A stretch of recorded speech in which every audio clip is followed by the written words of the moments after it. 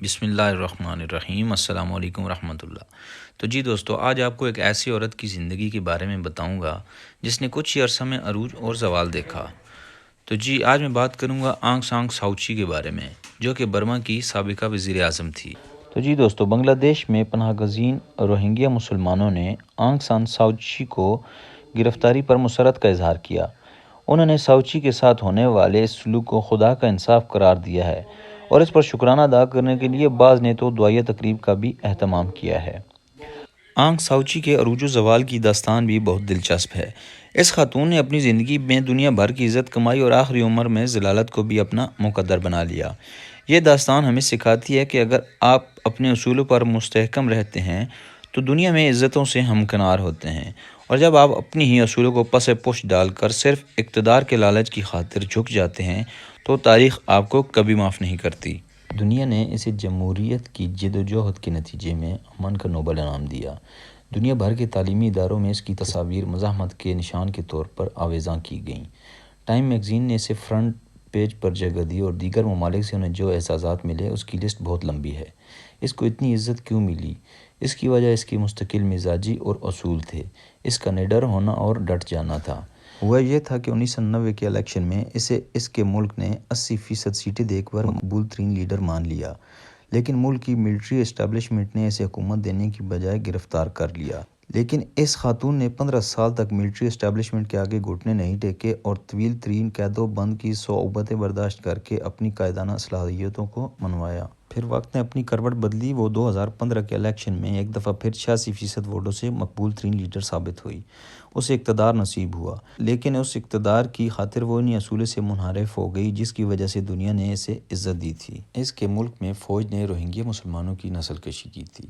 7 لاکھ مسلمانوں کو ہجرت کرنا پڑی، ان کی عورتوں کی عصمت دری ہوئی اور ان کے بچے ذبح کر دیے گئے۔ لیکن ساو چی نے اپنے تخت کی خاطر نہ صرف یہ کہ اپنی زبان بند رکھی، بلکہ فوج کا دفاع کرنا بھی ضروری سمجھا، اور یہاں تک کہ کسی دانشور نے اسے سمجھا دیا تھا کہ کیا ہو گیا کہ ایک اقلیت کی نسل کشی ہوئی، فوج تو ہوتی ہی وار مشین ہے۔ ملک کی مفاد یہی ہے کہ ملکی اداروں کا مورال نہ گرنے دیا جائے۔ وہ روہنگیا کے لیے بات کرنے والے صحافیوں تک کی مخالفت سے باز نہ آئی۔ ایک برطانوی ادارے کے انٹرویو سے اس لیے بھاگ گئی کہ اس کا انٹرویو لینے والی ایک صحافی مسلمان خاتون تھی۔ وہ کہنے لگی، آپ میرے ملک کو بدنام کر رہے ہیں۔ اسے دی ہیگ میں عالمی عدالت انصاف کے سامنے بلایا گیا۔ اس نے اپنے طویل ترین بیان میں ملکی اداروں کا دفاع کیا اور کٹتی عصمتوں اور اتنے بڑے ظلم کے خلاف یہی کہا کہ یہ ہمارا اندرونی معاملہ ہے، بلکہ الٹا اس نے ان مسلمانوں کو ہی دہشت گرد قرار دے دیا۔ دنیا اکا بکا رہ گئی جو خود ساری زندگی اپنے لیے آزادی اور جمہوریت کے لیے آواز اٹھاتی رہی، اور جس کی خاطر دنیا کی ہر حکومت اور انسانی حقوق کے لیے کام کرنے والی ہر ایسوسی ایشن آواز بلند کرتی رہی۔ جب وہ آزاد ہوئی تو روہنگی اقلیت پر ہونے والے ظلم کو اندرونی معاملہ قرار دے رہی ہے۔ دنیا بھر میں اس کے خلاف آوازیں اٹھنا شروع ہو گئیں۔ دنیا بھر سے ملنے والے اعزازات و القابات اسے واپس لیے جانے لگے۔ اس سے نوبل انعام واپس لیے جانے کی بھی تحریک چلی۔ دنیا کے تعلیمی اداروں میں جو اس کی تصاویر اور مورتیاں رکھی گئی تھیں انہیں ہٹایا جانے لگا، اور جن کا دفاع کرنے کے لیے اس نے سارے سمجھوتے کیے اور جس اقتدار کی خاطر اس نے مظلوم کی بجائے ظالم کے ساتھ کھڑا ہونا ضروری سمجھا، اس اسٹیبلشمنٹ کو اقتدار میں 25% تک کا حصہ بھی دے دیا۔ انہوں نے ہی اس کا تختہ الٹ دیا، اس پر ملک دشمن ہونے کا الزام بھی لگا دیا، اور اب خبر یہ تک آئی ہے کہ اسے ایک واقی ٹاکی کے رکھنے کی جرم میں بھی سزا ہوگی۔ وہ روہنگیا مسلمانوں کو ریاست کے باغی کہتی رہی، اب اس پر بھی بغاوت کا مقدمہ بنا ہے۔ کیمپوں میں موجود ان روہنگیا مسلمانوں کا کہنا ہے کہ وہ بہت خوش ہیں کہ آنگ ساو چی کا یہ انجام ہوا۔ ان کا تو بس نہیں چل رہا کہ وہ اس خبر پر جشن منائیں۔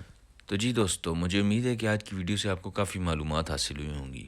اگر ویڈیو پسند آئے تو پلیز کمنٹ سیکشن میں کمنٹ کر کے ضرور بتائیے گا۔ اپنا بہت خیال کریں، اپنے چاہنے والوں کا خیال کریں۔ اللہ حافظ۔